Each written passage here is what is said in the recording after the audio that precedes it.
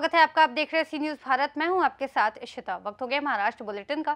इस bulletin में बात करेंगे यवतमाल की, जहां पहलगाम में हुए आतंकी हमले के विरोध में बंद का आह्वान किया गया। साथ ही बात करेंगे धुले की, जहां अक्षय तृतीया का पर्व पूरे प्रदेश में बड़े उत्साह के साथ मनाया गया।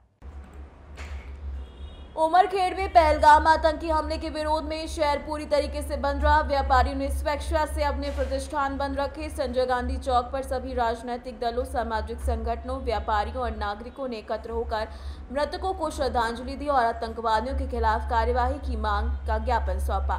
साथ ही नाग चौक से प्रतीकात्मक पाकिस्तान अंत्य यात्रा निकालकर पुतला दहन किया गया। वहीं मुस्लिम युवाओं ने सुन्नी स्टूडेंट फेडरेशन के नेतृत्व में टीपू सुल्तान चौक से गायत्री चौक तक कैंडल मार्च निकालकर आतंकवाद के खिलाफ नारे लगाए, जिसमें विभिन्न दलों और संगठनों के प्रतिनिधि मौजूद रहे।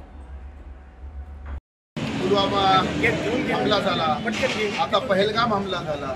या हमल्यावर हमले आता काय आपला भारत देश चुपचाप बसणार नाही आणि या पहलगामच्या हमल्यावर जे कोणी मृत्युमुखी पडले असतील, आपले आईवडील, आपले मायबाप, त्यांना उमरखेड शहरवासियांकडून, उमरखेड विधानसभेकडून, आपल्या सगळ्या महाराष्ट्राकडून आपण त्यांना भावपूर्ण श्रद्धांजली देऊया।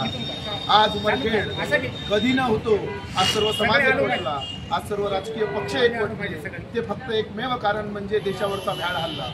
हा देशावरचा भ्याड हल्ला भविष्यात झाला नाही पाहिजे, त्या दृष्टिकोनातून या देशाचे प्रधानमंत्री, या देशाचे गृहराज्यमंत्री, गृहमंत्री, या महाराष्ट्राचा नाताचा नात एकनाथ भाई या सर्वांनी मूठ बांधलेली असून लवकरात लवकर या पाकिस्तानला धडा शिकवल्याशिवाय राहणार नाही।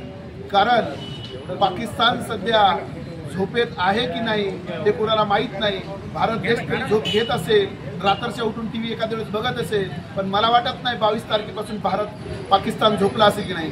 कारण की ज्यांच्या रात्रंदिवस स्वप्नामध्ये आपले लोक लीडरही आले, कारण की कधी काय करू शकतील अमित शहा आणि पंतप्रधान मोदी यांना गॅरंटीच नाही। कारण की आता ही वेळ आलेली आहे, वेळोवेळी हमले तर कुठपर्यंत सहन करायचे। त्यामुळे आज उमरखेडच्या वतीने आम्ही सर्व पक्षीय, सर्व राजकीय, सर्व व्यापारी मंडळ आणि सर्व समाजाच्या वतीने मुस्लिम समाज मोठ्या ताकदीने या बंदला सहभागी होता आणि व्यापारी आणि सर्व लोकांनी या बंदला सहभाग देऊन प्रत्येकाच्या घरात हा दुःख मानला। त्याबद्दल आम्ही या घटनेचा निषेध व्यक्त करतो आणि पाकिस्तानला या 2-4 दिवसात लवकरच याची शिक्षा मिळाल्याशिवाय राहणार नाही। हे 2 शब्द संपवतो थांबतो। 22 एप्रिल रोजी झालेल्या हल्ल्याचा मी शिवसेना उद्धव बाळासाहेब ठाकरे पक्षाच्या वतीने निषेध करतो। हा जो हल्ला झाला, आता कुठेतरी या हल्ल्याचं प्रत्युत्तर द्यायला पाहिजे, कारण सर्व भारतीय जनतेच्या मनामध्ये रोष निर्माण झाले पाहिजे आणि या भारतीय जनतेच्या मनाचा आदर करून, जनादर करून कुठेतरी प्रति हल्ला झालाच पाहिजे आणि कडक अशी कारवाई झाली पाहिजे, जेणेकरून पुन्हा आपल्या भारत देशाकडे या दहशतवाद्यांची वाकड्या नजरेने पाहायची हिंमत झाली नाही पाहिजे। पुन्हा एकदा मृत्युमुखी पडलेल्या सर्व निष्पाप भारतीयांना भावपूर्ण श्रद्धांजली वाहतो। जय हिंद, जय महाराष्ट्र। उमरखेड तालुक्यातील आझाद समाज पार्टीचे अध्यक्ष आपले काही दिवसापूर्वी, काही वर्षापूर्वी पुलवामा या ठिकाणी अतिरेकांनी हल्ला घडवून लाखो सैनिकांचा बळी घेतला होता आणि त्यानंतर हा दुसरा भ्याड हल्ला पाकिस्तानने घडवून आणलेला आहे। या जगाला युद्धाची गरज नाही, तर या जगाला युद्धाच्या शांततेच्या विचाराची गरज आहे आणि हे भ्याड हल्ले भारत यापुढे खपवून घेणार नाही। आज उमरखेड या ठिकाणी सर्वपक्षीय कडकडीत बंद पाळला। या बंदला व्यापारी आणि सर्व पक्षाच्या वतीने उत्स्फूर्त प्रतिसाद मिळाला आणि जो काय त्या अतिरेकांनी भ्याड हल्ला घडवला, ज्यांना त्या पाकिस्तानना त्याच पद्धतीने प्रत्युत्तर देणं ही अत्यंत काळाची गरज आहे। गृह खात्यानं ज्या पद्धतीनं त्या ठिकाणी सुरक्षा व्यवस्था पुरवायला पाहिजे होती, त्या पद्धतीनं सुरक्षा व्यवस्था पुरवली नाही। यापुढे असे भ्याड हल्ले घडणार नाहीत। गृह खात्याने याची सुद्धा दक्षता घ्यावी आणि हल्ल्याचा या ठिकाणी आम्ही उमरखेड आझाद समाज पार्टीच्या वतीने जाहीर निषेध करतो। यवतमाल से सी न्यूज़ संवाददाता आशीष खडसे की रिपोर्ट।